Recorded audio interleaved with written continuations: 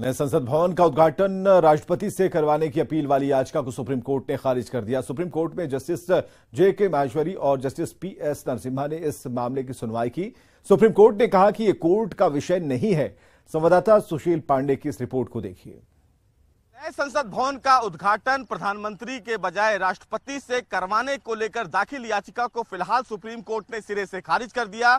Supreme court में एक याचिका दाखिल करके यह कहा गया था कि राष्ट्रपति को फिलहाल नए संसद भवन के उद्घाटन के लिए निमंत्रण भेजना चाहिए, लेकिन प्रधानमंत्री को निमंत्रण भेजकर संविधान के मूल अधिकारों का उल्लंघन किया गया है। लेकिन सुप्रीम कोर्ट ने इस पूरे मामले में सुनवाई के दौरान याचिकाकर्ता के वकील से साफ तौर से यह कहा कि आपकी याचिका फिलहाल सुनवाई योग्य नहीं है और ऐसे में क्यों ना आपके ऊपर जुर्माना लगा दिया जाए। हालांकि सुप्रीम कोर्ट फिलहाल याचिकाकर्ता की दलीलों से संतुष्ट नहीं हुआ।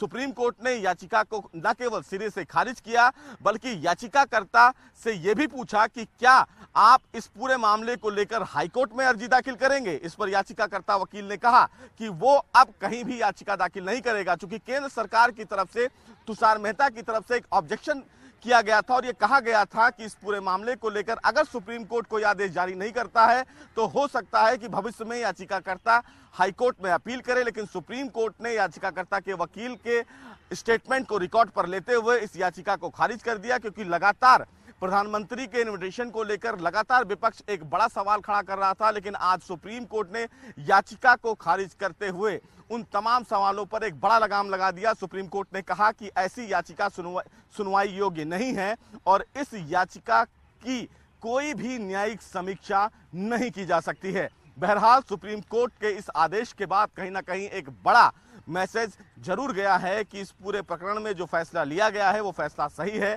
और सुप्रीम कोर्ट ने फिलहाल इस पूरे मामले पर किसी भी प्रकार से कोई आदेश जारी करने से मना कर दिया है। कैमरामैन मुनमुन के साथ सुशील पांडे, न्यूज़ 18। चुनावी रणनीतिकार प्रशांत किशोर ने डिप्टी सीएम तेजस्वी यादव पर जमकर निशाना साधा है। 10 लाख नौकरी देने की घोषणा पर सवाल उठाते हुए प्रशांत किशोर ने कहा कि मूर्खों को जब मंत्री बना दिया जाता है तो उनको लगेगा ही कि एक साइन पर 10 लाख लोगों को नौकरी मिल जाएगी। तो पूरे तरीके से बेवकूफ बना रहे हैं और नियोजित शिक्षकों को कह रहे हैं कि आपको 3 अवसर है। तो 4 लाख शिक्षक अगर 3-3 बार परीक्षा देने को तैयार हो भी जाए तो 12 लाख लोगों की शिक्षा परीक्षा की बात है। ये करेगा कौन? यही होता है जब आप मूर्ख आदमी हैं वहां बैठे हुए हैं तो यही काम आप कीजिएगा। ये आपको दिखाता है कि आप कितने बड़े अज्ञानी हैं। किसी कैबिनेट के पास ये अधिकार है कि आप वहां साइन कीजिए, लेकिन आपके बाबूजी का राजतंत्र है कि राजा है कि आप साइन कीजिएगा, लोगों को नौकरी मिल जाएगी।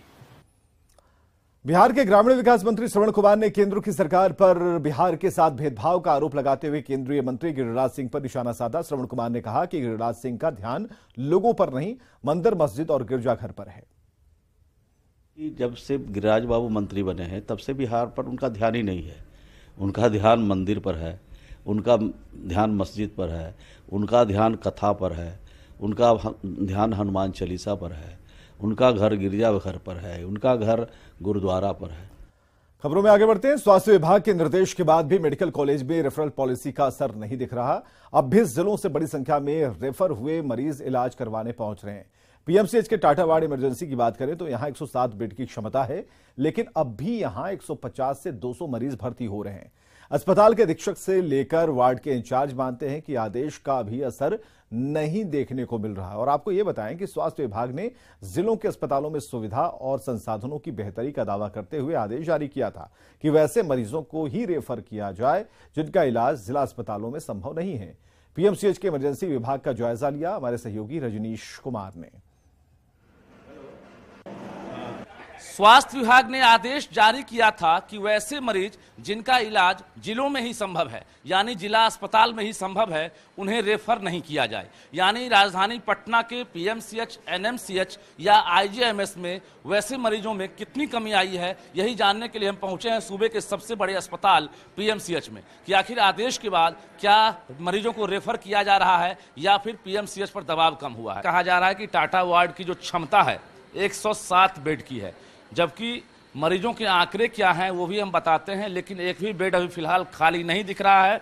और सभी जिलों के यहाँ मरीज जो हैं पीएमसीएच पहुँचते हैं, लेकिन गंभीर मरीज कितने आते हैं और दबाव कितना ज़्यादा बढ़ा है या कम हुआ है, ये हम बात करेंगे। रेफरल पॉलिसी जो लागू किया गया है और उस दिन माननीय डिप्टी सीएम के द्वारा और एसीएस के द्वारा भी कहा गया कि इसको तुरंत पालन किया जाए, लेकिन अभी भी जो है सो बहुत सा जो मरीज सीरियस नहीं रहता है या थोड़ा भी अगर सीरियस रहता है तो उसको यहाँ भेज दिया जाता है, जिसके चलते हमको काफ़ी दबाव रहता है, तो लोड काफ़ी ज़्यादा रहता है, सीट कम है।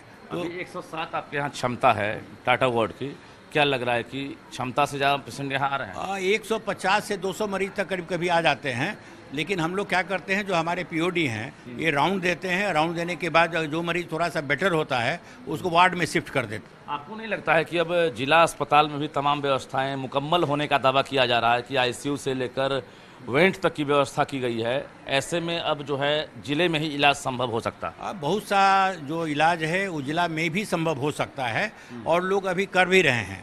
ऐसी बात नहीं है कि सब जिला से नहीं होता है, लोग कर भी रहे हैं, इलाज अच्छे से कर रहे हैं, लेकिन इसके बावजूद भी कुछ प्रॉब्लम होता है और कुछ लोग स्वेच्छा से आना भी चाहते हैं तो यहाँ आ ही जाता है। मैक्सिमम लोग देख रहे हैं जो इच्छा से ही आते हैं ज़्यादातर, उनको पीएमसीएच पसंद है, पीएमसीएच अच्छी जगह है, यहाँ के डॉक्टर अच्छे हैं, इसलिए वो भी बाहर के मरीज इच्छा से हो या फिर रेफर होने के बाद लेकिन बड़े अस्पताल यानी पीएमसीएच, एनएमसीएच और आईजीएमएस पहुंच रहे हैं।